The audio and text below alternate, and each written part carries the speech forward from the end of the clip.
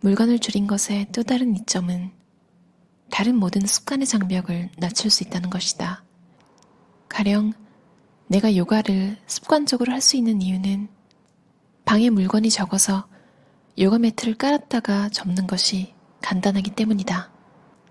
습관을 만들고 싶을 때 무엇부터 시작해야 할지 모르겠다는 사람이 있다면 나는 첫걸음으로 물건 줄이는 일을 권한다.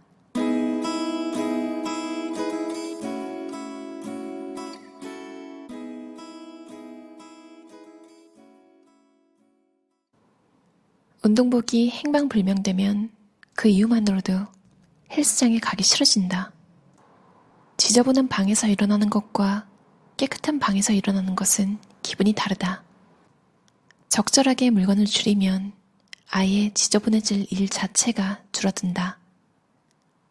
복잡한 청소의 기술을 터득하지 않아도 정리가 습관이 된다. 물론 습관을 들이는 순서는 사람에 따라 다르다. 운동 습관을 들인 후에 물건을 정리한 사람도 있다. 그는 근력 운동으로 신체를 단련하는 습관이 생기자 자연스럽게 옷태가 좋아졌고 그 후로는 청바지에 티셔츠만 입어도 충분히 멋지다고 생각하게 되었다. 그 다음 옷을 줄이는 일부터 시작해서 그 외의 소지품까지 줄였다. 먼저 다이어트부터 시작하는 것이 좋다는 사람도 있을 것이다. 아놀드 슈워제네거처럼 보디빌딩이라는 근육을 단련하는 습관에서 시작해서 배우, 정치가로 경력이 넓어진 사람도 있다. 시작하기가 너무 쉬우면 그 습관을 없앨 수가 없다. 반대로 사람들이 버리지 못하는 행위는 대개 진입 장벽이 낮다.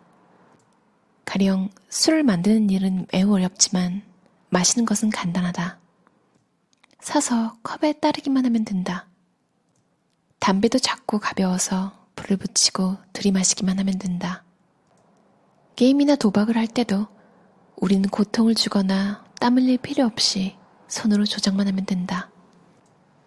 우리가 습관을 만들 때 낮춰야 할 장벽에는 거리, 시간, 순서가 있다. 먼저 거리와 시간의 장벽을 살펴보자. 달리기를 할 때 멋진 장소에 가서 한다면 얼마나 즐거울까? 하지만 그곳이 전철을 타고 1시간이나 가야 한다면 습관이 되기 어렵다. 집 근처에서 달리기 코스를 찾아야 꾸준히 할 수 있다. 헬스장에 다닌다면 무엇보다 집에서 가까운 곳이 최고다. 어떤 일을 지속하고 싶다면 먼저 거리를 확 줄이자. 다음은 순서라는 장벽이 기다리고 있다. 나는 헬스장에 다니는 습관을 들일 때 일단 필요한 물건을 줄였다. 어느 날 여느 때처럼 운동을 하러 갈지 말지 고민하고 있었다. 그래서 내가 헬스장에 갈 때의 순서를 전부 들추어보고 무엇이 걸리적거리는지 생각해보았다. 헬스장은 집에서 가깝고 자동차를 타면 금세 도착한다. 그 과정에서 발견한 장벽 중 하나는 꼭 끼는 타이츠를 입거나 벗는 번거로운 행위였다. 사소한 일이지만 그런 일이 쌓이면 의욕이 꺾인다. 운동할 때 타이츠를 입는 스타일이 멋있다고 생각했지만 입고 벗기 편한 평범한 바지를 입기로 했다. 일부러 스포츠 음료를 챙겨가던 일도 중단하고 그냥 물을 마시기로 했다. 신발을 넣는 봉투나 갈아입을 옷을 넣는 가방도 꺼내기 쉬운 것으로 바꾸었다. 사소한 일이지만 결과적으로 헬스장에 가는 습관이 생겼으니 큰 효과를 거둔 셈이다. 순서의 장벽을 낮추는 일에 관해서 이런 재밌는 조언도 있다. 마라토너 다니가와 마리는 겨울에 매일 아침 달리기를 하고 싶다면 파자마를 입은 채로 바로 나가라고 말했다. 분명 추운 아침에 잠에서 깬 다음 옷을 갈아입으면서 느끼는 괴로움이나 번거로움을 제거하면 습관을 만들기가 쉬울 것이다. 버리고 싶은 습관은 진입 장벽을 높인다. 나는 대학 입시를 준비할 때도 공부하는 습관을 만들기 위해 책상에서 쉽게 도망칠 수 없도록 머리를 썼다. 벽을 등지고 의자에 앉은 뒤 책상을 벽에 가까이 붙였다.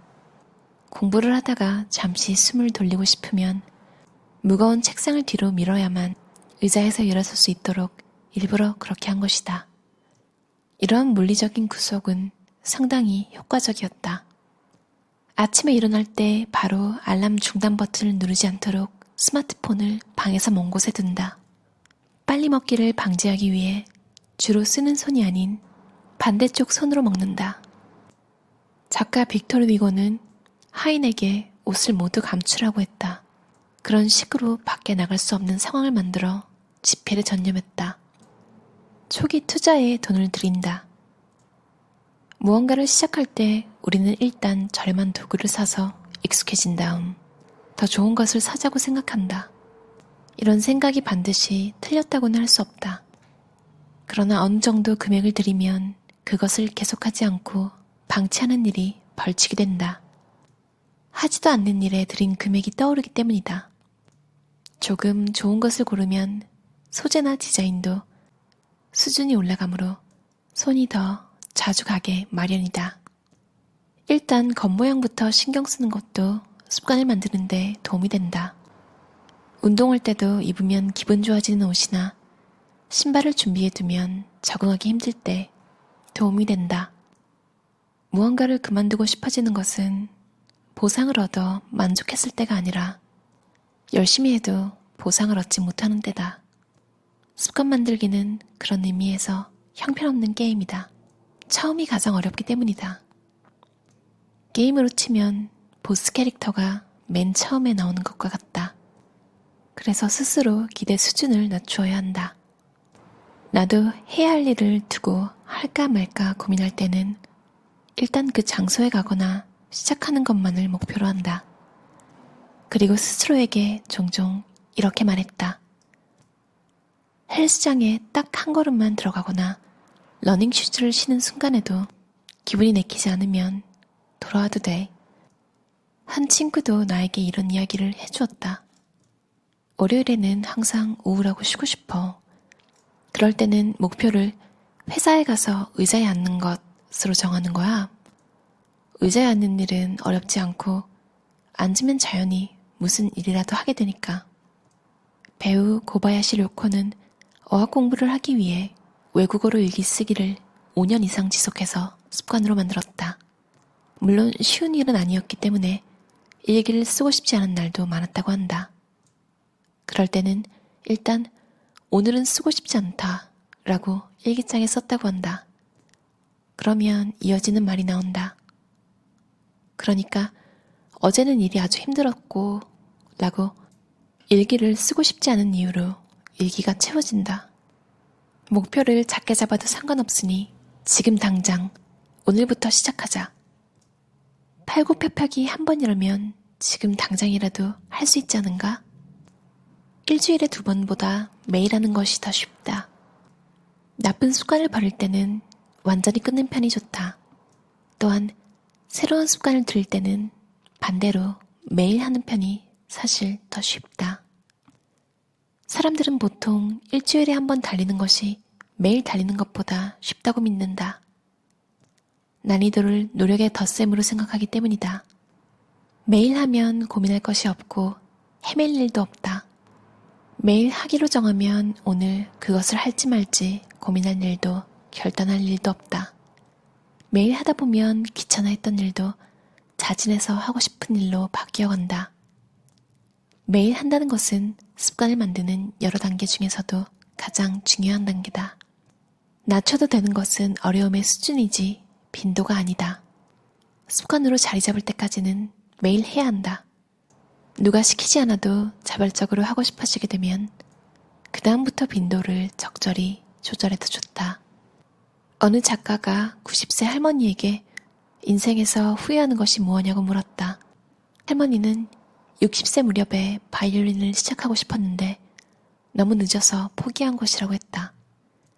그때 시작했으면 30년은 연주할 수 있었을 텐데 그래서 그것이 후회된다는 것이었다. 내가 기타를 처음 잡은 것은 37살 때이다. 어째서 15살에 시작하지 않았는지 생각한 적도 있었다. 마라톤도 37에 시작했다. 기타가 능숙해지거나 마라톤 기록을 단축한다는 도달점만이 나에게 만족감을 주는 것은 아니다. 초보자가 쉬운 일을 시작하든 전문가가 높은 수준의 일을 하든 본인이 느끼는 만족감은 거의 비슷할 것이다. 기쁨은 결과가 주는 것이 아니다. 그래서 겁내지 말고 시작해도 된다. 시작하기에 가장 빠른 시간은 지금이다. 나는 지금부터 피아노를 새로 배우고 싶다. 30년 정도 치면 그런 대로 들을만 하지 않을까? 자신의 몸이 바뀌어가는 것을 경험하는 일만큼 즐거운 것은 없다. 혼자 있을 때와 함께 있을 때, 같은 사람이라도 자신의 행위를 누군가 볼 때와 보지 않을 때, 그 행위의 결과가 누군가에게 전해질 때와 전해지지 않을 때는 행동이 바뀐다. 누가 보고 있다고 생각하면 자세를 바르게 하거나 매너 있게 행동한다. 카페나 도서관 등 주변에 사람이 있어야 오히려 일이 잘 되고 집에서는 마냥 빈둥거린다. 익명 게시판에는 누구나 쉽게 험담을 늘어놓는다. 사람은 자동차 안에 혼자 있을 때 평소와 달리 마구 성질을 내거나 노래를 크게 부른다. 새로운 습관을 만들 때 다른 사람의 시선은 신경 쓸 대상이 아니라 제대로 이용해야 할 대상이 된다. 사람은 사회적 동물이라고 하잖아요. 6년 동안 수영선수의 연습에 동행하면서 인터뷰한 사회학자 데니얼 챔블리스는 위대한 수영선수가 되려면 위대한 팀에 들어가는 수밖에 없다고 주장했대요. 모두 4시에 일어나서 연습하러 가는 환경에 있으면 자신도 자연히 그렇게 하게 된다. 그것이 당연해지고 습관이 되는 것이다.